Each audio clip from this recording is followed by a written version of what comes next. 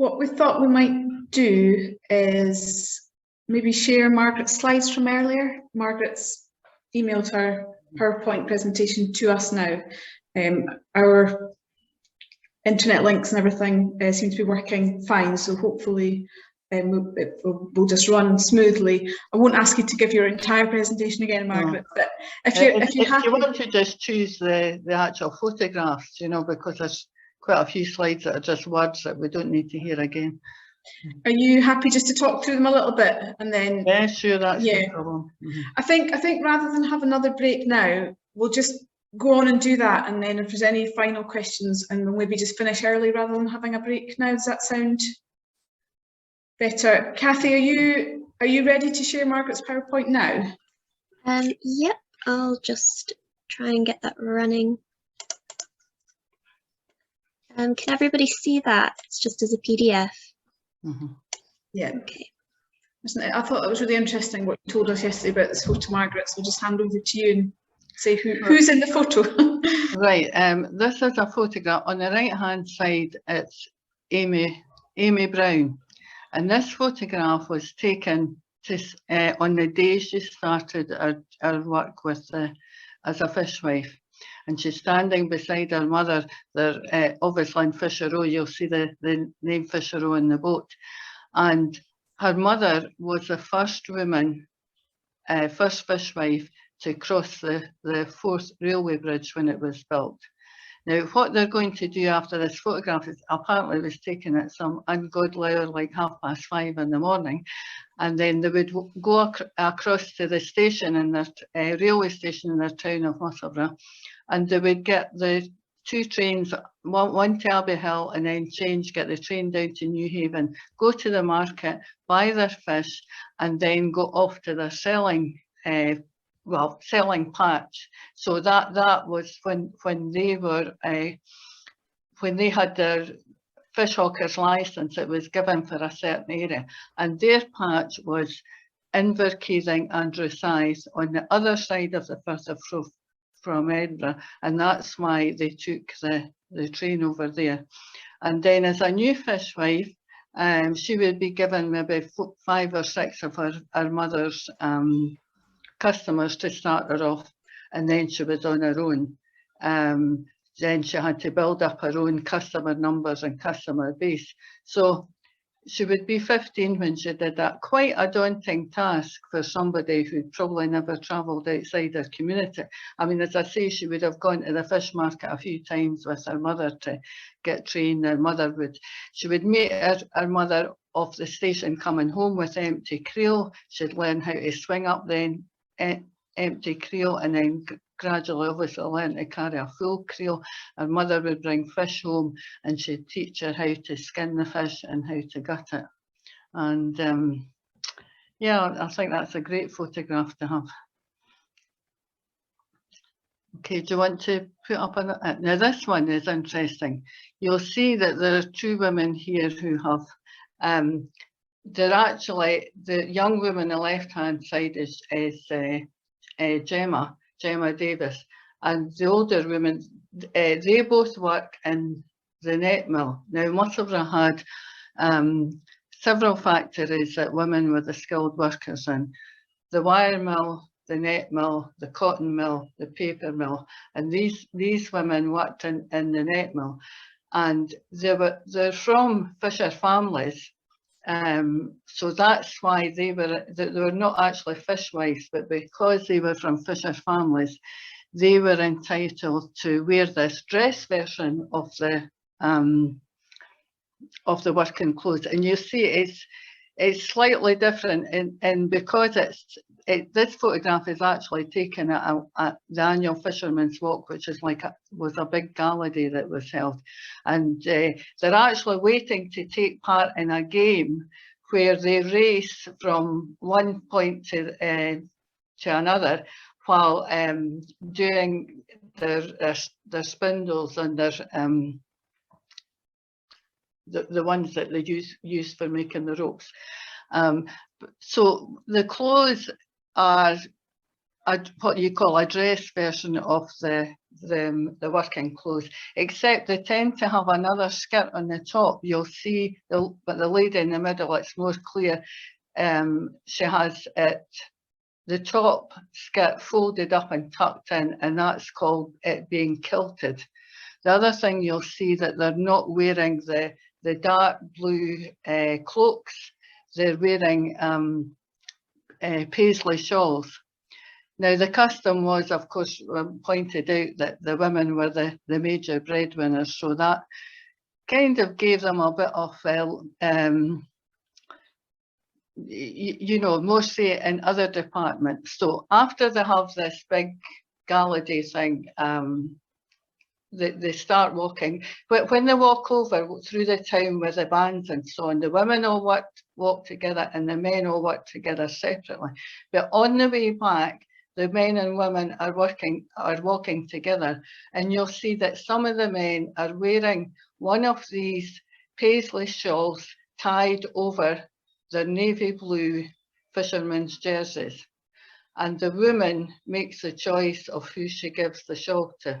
So basically, if you fancied somebody and you had fancied somebody and you had ideas they might make quite a good husband, that's what you did. You gave them your shawl. Okay, can I see another one? Now this is a herring curing yard set out on the coastline, just along the coastline from the town of Wick. I think this is a great photograph because it really tells you just how hard everybody's life was. I mean, and it really, because of the landscape, you can see just how difficult it was working out in all weathers, sun, rain, wind, with no protection. And of course, because they were where they were working, they were not covered by the Factories Act when they came in. Could you bring up the next one, please? Now this is a close-up of the same photograph, and you'll see figures bent over, and these are the women standing round the farlands, bending over and gutting the fish. They had to slit the belly, take out the guts, and to keep the fish whole, and then they would have 3 baskets behind them, and they had to visually grade the fish by maturity and size and put them in the appropriate baskets, which would then be passed to the packer, and she would begin packing it, but not just pack the fish between layers of coarse salt, but not just throwing it in. There was a set pattern that you had to do, and the fishery board inspectors would open and inspect about 10% of the barrels. So if your barrel didn't pass inspection, 2 things could happen.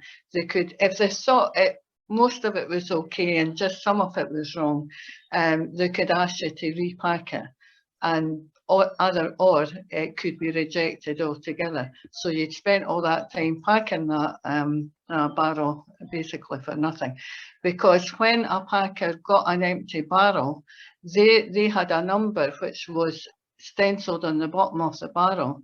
And that's because at the end of each season, you know, at each place, whether it was a few weeks or a few months, they were paid an end of season bonus for the number of barrels they had picked.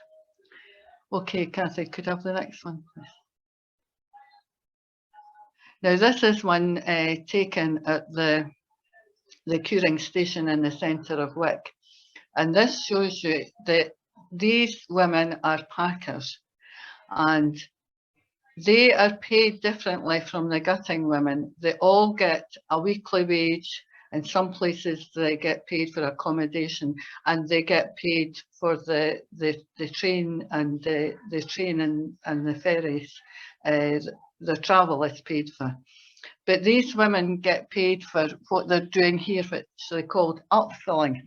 Now, you see the loose lids. When a barrel was filled, it wasn't you didn't get a final lid on it. A loose lid sat on the top, and the barrel sat for anything between 7 and 10 days to cure, to effect a cure, depending on the type of cure. And at the end of that, the salt had evaporated and the level had shrunk. What would happen is you'd pour off the brine, and then these packers came in to do what they called the upfilling, which was fill up the barrel, and then the final lid was put on. And then they did this on a Monday when all the other women had a day off, so the packers never got a day off. That's what my granny did. She had a hard job. And then the final lid would get put on. Okay, is that, are there any more photographs? Oh yes, this is a good one. This is it says in here, Scottish fisher girls returning home from Yarmouth. And of course I've spoken about the importance of the railways, and carrying these women and carrying their luggage separately. The luggage in their big trunks was carried separately as freight. But this was big business for the railways, and the railways, the way that the curers organised it, they had all the contracts in place weeks before the workers went away. So it meant that they could tell the railways exactly how many trains for the workers were needed. So it was obviously useful for the workers for the planning. But if you saw these women, if you didn't know, you wouldn't, I think, guess the identity in their work. But we remember, these are women who've been working, and this is probably taken at the beginning of December or middle of December. And these are women who've been working in Yarmouth since the end of September, beginning of October, and they've made lots of money, and some of them will be packers who've just received their bonus. And look at the way they're dressed, the latest fashions of the 1920s, the cloche hats, the Mary Jane shoes, and long wool coats, and some of them have fox fur collars. And we're not near enough to see, but you'll see that some of the windows in the train have notices on them. Now that's because your curer that you were contracted to had paid for so many carriages, and you had to go in the carriage that your curer had paid for, and it was a very long journey home. It would be very certainly on and off more than one train. Okay. And this is a railway poster, which has taken some liberties. Of course, the herring girl has a very short skirt. That wouldn't happen. She doesn't, you notice she doesn't wear an oilie, and the purpose of the long skirts and the oilies was to make sure that the fish scales didn't go into the top of your boots, which would be a horrible experience. But she certainly looks very cheery, and I guess this fits in with the image that was sometimes perpetuated about these women, that they were always cheerful, always knitting. But as we know, that definitely wasn't the case. Okay. Thank you for that, Cathy. Thank you.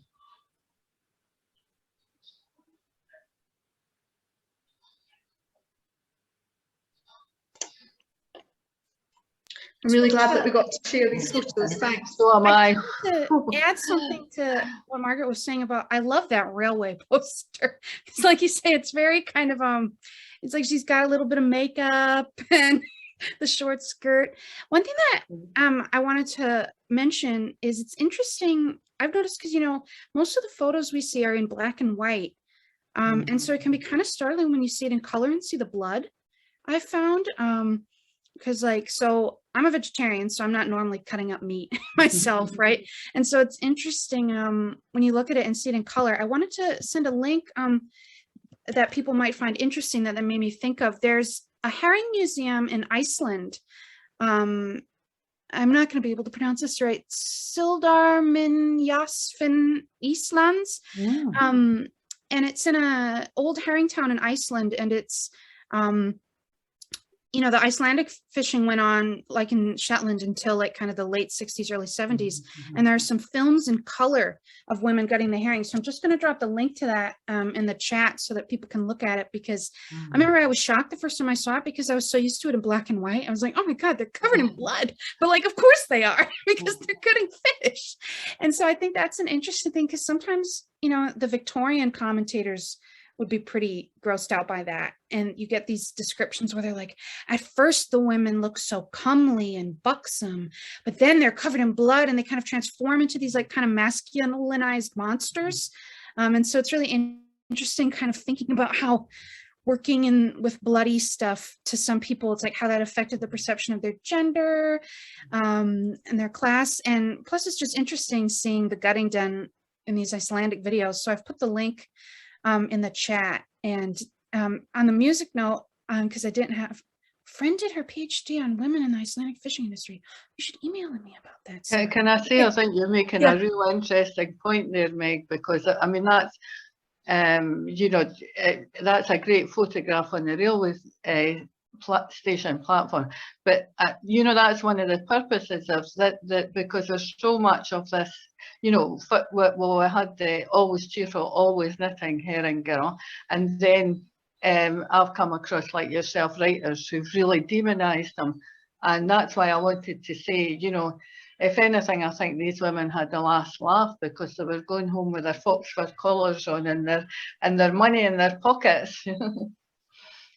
Yeah, definitely. And, you know, I don't think the fishermen saw them as any less appealing, you know, the people who they actually cared about the opinions of, like you said, their own communities and stuff, weren't making these sorts of, like, some of it is really disturbing when you read what some of these Victorian, like, ministers visiting were writing, like, and a lot of the writers. Animals, and it's really nasty stuff. And the link to I just want to drop another link in the chat on this Icelandic thing, because I had totally forgotten to put it in my presentation. But there was also a lot of music associated with the Icelandic herring industry, which I'm trying to do some more research on. I don't know Icelandic, so that's a bit of a challenge, but there's all these kind of schmaltzy accordion songs that were written in the 30s and 40s about the herring industry, but the women liked them and would dance to them. You know, sometimes we can think of songs written by outsiders about the workers as being like too romantic, or like I said, the same way I was kind of surprised to see them singing Ewan McCall songs. It's like, hey, if they liked it, they were going to sing it, you know.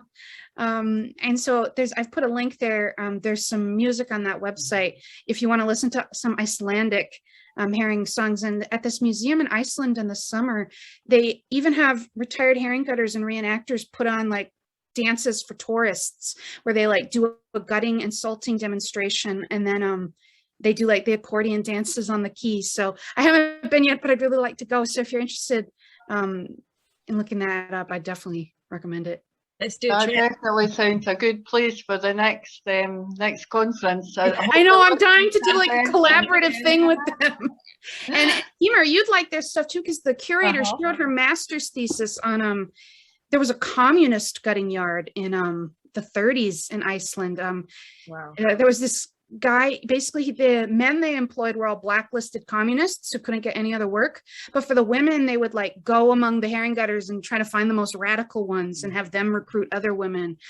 So from the worker solidarity standpoint, I don't think there was ever a communist curing company in Scotland, but there's a lot of interesting stuff there to look at too with the Scandinavian connections. Oh my gosh, so much, thanks. Well, I can actually tell you what the equivalent would be, and I'm sure it's something that not everybody would be interested in, but the equivalent of that was actually the Presbyterian churches sending what they called lady deputies. Basically, they were women, female missionaries who did all the work, and they were particularly concerned about the morals of the herring women. Yeah.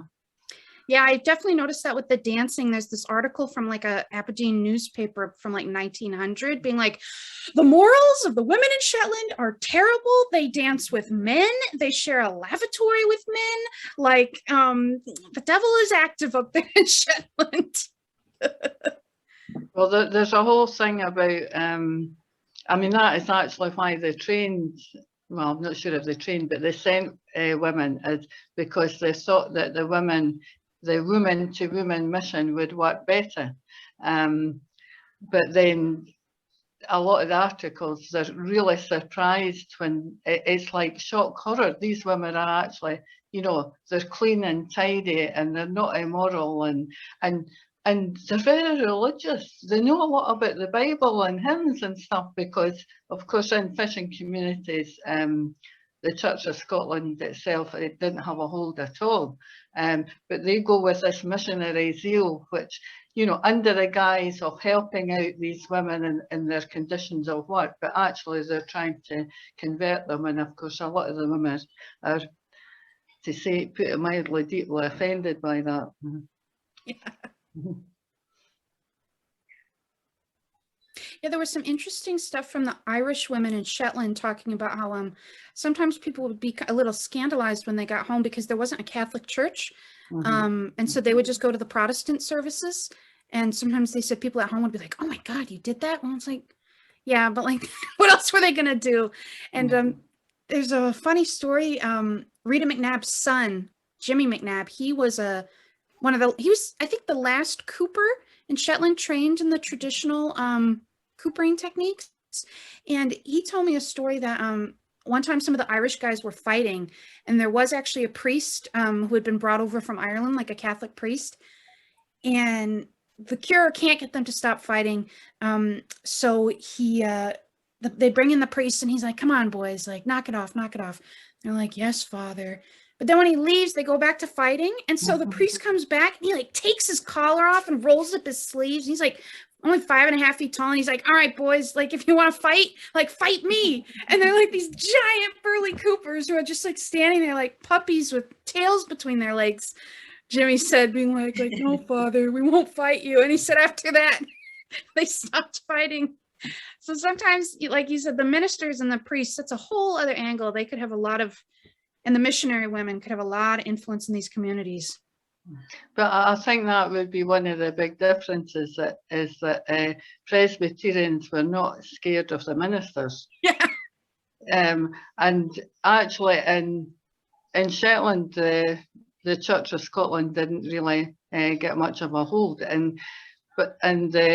people were very suspicious of ministers because they saw ministers as siding with the landowners.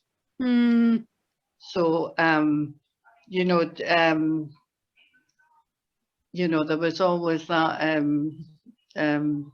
you know, they're not really on our side, if you like.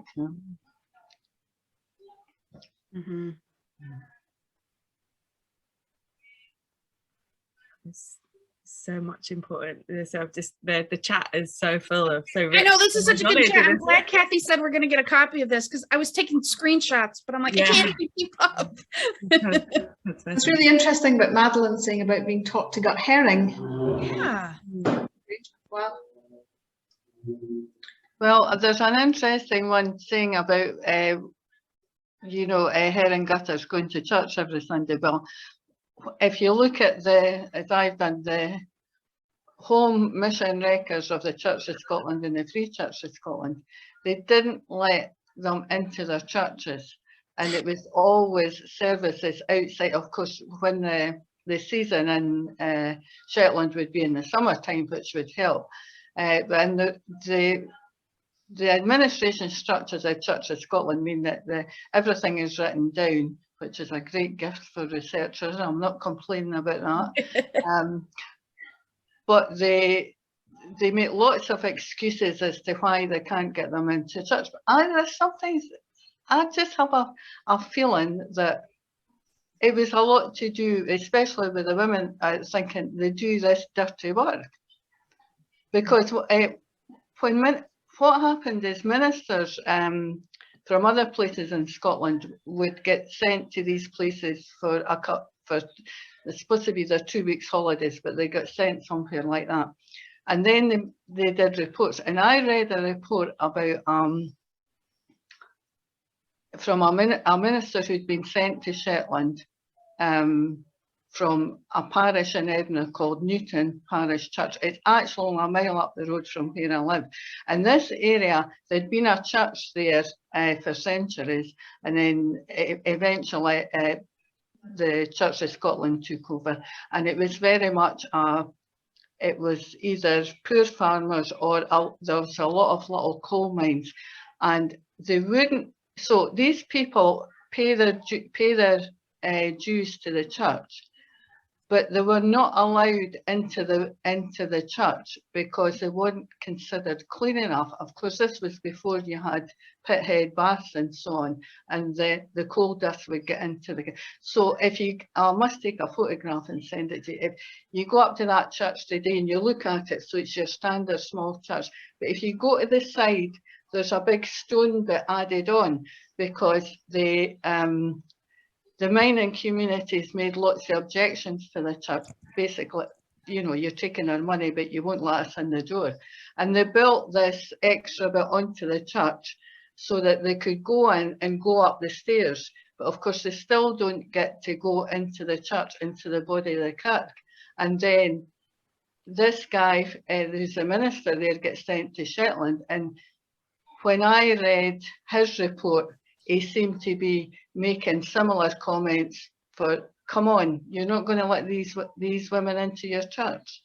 So there's an interesting connection there. That's so interesting. I'm just going to drop a link in the chat. What you were saying reminded me of, I think it's a little different because I don't think they sang the Psalms on the boats because they weren't allowed. But in the Hebrides, there was a lot of like psalm singing on boats, and Maggie Smith on her website has this thing called the Psalm Boat Project. That's which right. like a reenactment. Yeah, like a reenactment. So I've dropped a link to that in the chat. If you want to my friend Deirdre's been very, very involved in that. But my friend Rosie Gibson, she made the film The Work They Say Is Mine, which is actually being, you can get it on as an event tonight, and it's about women in Shetland, working in Shetland, you know, on the land, and the gutting women. And she says that even in the quite late on, probably because they'd been used to having any form of a church service type thing outside, that was the only option to them. And they used to gather there on Sunday nights and sing hymns, and lots of local people would go along and listen to them. So maybe if you're doing anything with Shetland folk, you could ask them about that, Meg. Yeah, that's really interesting. I've just dropped a link in the chat to that event you mentioned, that film showing tonight of The Work They Say Is Mine. And of course, the thing about fishing communities is, I say, they're not interested in the Church of Scotland, which was called the Established Church after the Reformation. But they very much, fishing communities are peppered with lots of what you'd call non-conformist churches. I mean, my husband Andrew, his family, they were brought up in a congregational church. And the thing that's, and I was sent to the Church of Scotland. I mean, neither my mother or father went, so I got sent to Sunday school. They probably wanted an hour's peace and quiet. But the congregational church, the music is so different. It's quite, the word isn't jazzy, but it's just, it's got a much faster beat. And you could imagine a lot of it being played with accordion accompaniment. It's that, it's that type of rhythm and pace. So that the music was different there.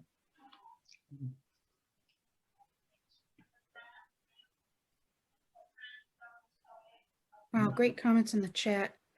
Jan's been knitting an East Coast Gansey while listening. That's fantastic. I'm just going to on that subject. I don't know if Gail is still here. I hope so. But I'm actually wearing a a Gansey knitted by Gail. Oh, Oh. that's beautiful. It's incredibly beautiful. So you know, she's taking commissions. Contact through me. Do you know the thing about the patterns on the fishermen's jumpers, fishermen's jerseys, and you know, like Fisher are thinking like a lot of like the patterns were never written down, and families families passed down the same patterns, but and it was often used for identity. If a fisherman fell overboard and was drowned, you know, if you take somebody who's been in the water for a long time, it can be really difficult to identify them because of the effects of the seawater on their body, but they would be able to be identified by their jerseys. I can remember at the Fisherman's Walk, a couple of fishermen standing chatting, and this woman coming up, and her nose was about that much from the sleeve of this jumper, because she was trying to work out the pattern and memorize it, because it wasn't accepted to write these things down. And the style of the fishermen's jerseys in Fisher Row was not loose ones. They're fitted with really deep bands at the bottom, and they've got a row of buttons along the neck. Have you seen that type, Emma? Yeah, I have, and yeah, I got a lot of education about Ganseys on my journey down, and how some obviously, like you say, the geographical linking to particular places and villages and towns, but also because of the mix of people, like of workers all gathering within one place, you know, for so long, that actually there would also be quite a thing of being like, oh, I actually quite like that part of this pattern and this pattern, and so you know, it was much like, was actually quite fluid and mixed in that way as well. So like really the music. Jen has literally written the book on Scottish fisher people's clothing. If anyone's interested in it, our own Jen Gordon of the Scottish Fisheries Museum. Hype. Yeah, we do have our little booklet called Threads, and it kind of is a general overview of Scottish fisher folk costume. But we've also just finished a project all about Ganseys that we've been working on for the past 2 years. So I've put the link to our project website, scottishgansey.org.uk, in the chat as well. And some people that are here today have come to this conference through being part of our Gansey network, and there are lots of people who know a lot more about Ganseys here than I do, but it's just another side of sort of the story of the fishing community that's so interesting and has great appeal to many people, as we discovered during our project. So that's good that it's come up at the end of the day, actually, because it's kind of something that we hadn't talked about earlier. Yeah, and sometimes in the songs, the women in Gaelic would mention the clothes they were knitting for the fishermen. So that song I played for you that Mary Morrison sang, there's a verse, this is actually kind of interesting. A woman called Peggy McCrae learned a version in 1922 that had the verse, Tamo Shanter Skenzi Sna, Tamo Shanter Skenzi Sna, Tamo Shanter Skenzi Sna, Zadanaded Mountain Soch. And that means like a tam o' shanter hat and a like woolen Gansey and R&R. That's what my lover's wearing, which is the Royal National Reserve. And there's also a version, because tam o' shanter is a loanword from Scots, and I have to look this up because I thought Gansey was a loanword from Scots as well, but Daveen's saying that it might be the other way around, so I have to look that up. But there is a version where it's just the Gaelic word instead of tam o' shanter, bona shrine. So you could sing it completely in Gaelic, but she learned a version where they had picked up the Scots name for the hat. But so yeah, there's other songs written by gutters that they didn't sing while working, but they would sing while knitting. And those are often like, oh, I'll know my boy's in the army, but his ship will be coming in soon, and I'll know him because he'll be wearing the socks I made him. And so you've got all that, you know, definitely the making the clothing was very tied to this, since they would be knitting while they were not gutting, waiting for the boats to come in, and sometimes they would be singing about that in the songs. I think that's. Hi, I wonder if I could just ask, to do with like the knitting and the Fisher girls, I just wondered whether they knitted mainly like Fair Isle, or did they actually knit for their menfolk, maybe?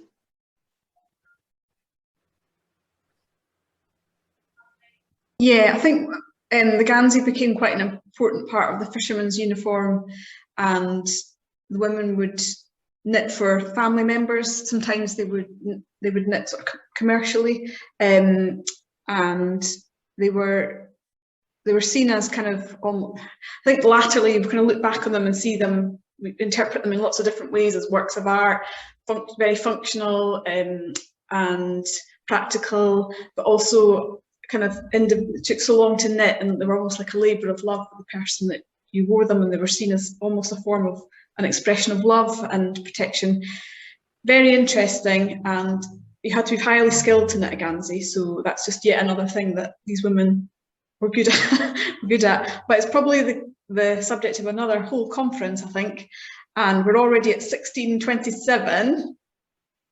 But if anyone's got anything they really would love to say or ask before we close up, because I do kind of want to finish in time in case people need to get away. But Well, the amount of questions makes me think there's probably room for us to get back together next year with sounds like Meg's going to do more research. Emer sounds like she's got some ideas ticking away, and Margaret's always researching new things, learning. So I'll hand over to any final questions. I think someone was just about to say something. Before anybody asks a question, can I just say thank you very much for rescuing my photograph. It's much appreciated.